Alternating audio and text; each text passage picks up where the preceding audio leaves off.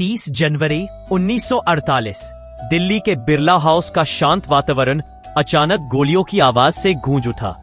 महात्मा गांधी, जिनकी पूरी जिंदगी अहिंसा और शांति को समर्पित थी, जमीन पर गिर पड़े। भारत की आत्मा पर जैसे किसी ने गहरी चोट कर दी हो। लेकिन सोचिए, अगर वो गोलियां कभी चली ही नहीं थी, अगर नाथूराम गोडसे उस दिन वहां पहुंचा ही ना होता, या अगर किसी चमत्कार से गांधी जी उस हमले से बच जाते, तो क्या भारत का इतिहास वैसा ही होता जैसा आज है? क्या भारत और पाकिस्तान के बीच खून खराबे की जगह संवाद और दोस्ती होती? ये है धूमकेतु, और हम जानेंगे कि क्या होगा अगर गांधी जी की हत्या कभी ना हुई होती। Mahatma Gandhi is dead. When wrong crowds burnt Delhi housing him to break him at last. You could imagine an asinine man striking near this spot 11 days later to the simple, trusting multitude of India. This free figure was a god in him. आजादी मिल चुकी थी। भारत ने 15 अगस्त 1947 को British राज से खुद को आजाद कर लिया था। लेकिन आजादी का जश्न अधूरा था, क्योंकि साथ ही हुआ था पार्टीशन और लाखों लोग विस्थापित हुए थे। धर्म के नाम पर खून खराबा हुआ और हिंदुस्तान पाकिस्तान के बीच नफरत की दीवार खड़ी हो चुकी थी। ऐसे माहौल में गांधी जी सिर्फ एक नेता नहीं, बल्कि एक मॉरल फोर्स थे। वो लगातार फास्ट करके, प्रार्थना सभा लेकर और हिंसा रोकने की कोशिश कर रहे थे। लेकिन जब 30 जनवरी 1948 को उनकी हत्या हुई, तब सिर्फ उनकी जान नहीं गई, बल्कि शांति और अहिंसा की सबसे बड़ी आवाज खामोश हो गई। शायद भारत और पाकिस्तान के बीच संवाद लंबे समय तक चलता। गांधी हर कीमत पर पार्टीशन से पैदा हुई नफरत को रोकना चाहते थे। हो सकता है कि कश्मीर मुद्दा कभी इस रूप में खड़ा ही ना होता, क्योंकि गांधी पारस्परिक विश्वास पर जोर देते थे।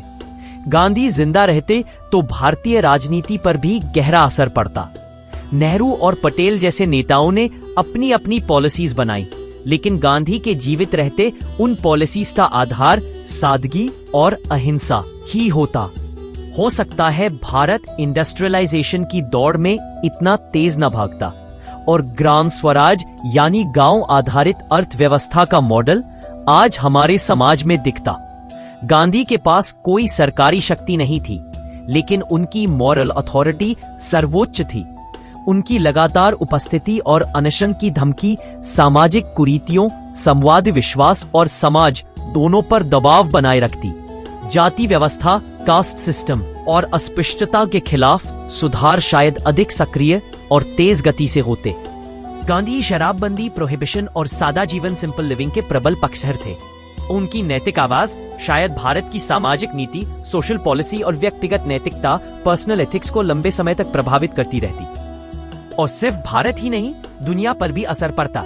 कोल्ड वॉर की शुरुआत हो चुकी थी। अमेरिका और यूएसएसआर न्यूक्लियर पावर के दम पर दुनिया को बांट रहे थे। उस समय गांधी की नॉन वायलेंस फिलॉसफी एक ऑल्टरनेटिव मॉडल बन सकती थी। इमेजिन कीजिए, यूनाइटेड नेशंस में गांधी जीवित होकर भाषण देते और कहते कि असली ताकत हथियारों से नहीं, बल्कि नैतिक बल से आती है। क्या सुपर पावर्स उनकी सुनते? शायद और शायद नहीं, लेकिन इतना जरूर है कि उनकी आवाज न्यूक्लियर डिसआर्ममेंट मूवमेंट्स को और ताकत देती। अब बड़ा सवाल, अगर गांधी जीवित रहते तो क्या वो पार्टीशन को पलट सकते थे? ये कहना मुश्किल है, लेकिन हाँ, इंडिया पाकिस्तान के रिश्तों में इतना तनाव शायद न बढ़ता। गांधी का विजन दोनों देशों का भाईचारा था। वो पाकिस्तान जाकर वहां के मुसलमानों के साथ भी उतने ही खड़े रहते जितना हिंदुस्तान में हिंदुओं के साथ। लेकिन इतिहास ने जो मोड़ लिया, उसमें गांधी सिर्फ 6 महीने ही स्वतंत्र भारत में जीवित रहे। उनकी हत्या ने एक सिंबॉलिकली बड़ा वैक्यूम पैदा किया। वो वैक्यूम शायद कभी भरा नहीं जा सका। तो सवाल ये है, अगर वो असैसिनेशन कभी हुआ ही न होता, तो क्या भारत कम्युनल हार्मनी का सिंबल बन जाता? क्या पाकिस्तान आज भारत का दोस्त होता, दुश्मन नहीं? क्या कश्मीर का फ्यूचर अलग होता?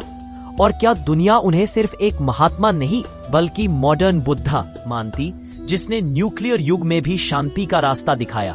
गांधी की हत्या ने एक युग का अंत कर दिया, लेकिन अगर वो जीवित रहते तो उनकी अहिंसा की रोशनी शायद और दूर तक फैलती। आपको शायद पता हो, गांधी ने हिटलर को चिट्ठी लिखकर युद्ध रोकने की अपील की थी। गांधी और हिटलर एक अहिंसा का प्रतीक, दूसरा हिंसा का। अगर हिटलर पैदा ही न हुआ होता तो क्या दुनिया का नक्शा वैसा ही होता जैसा आज है? क्या हमें युद्ध, नरसंहार और तबाही देखने ही नहीं पड़ते? लेकिन यह सवाल होगा हमारे अगले धूमकेतु का।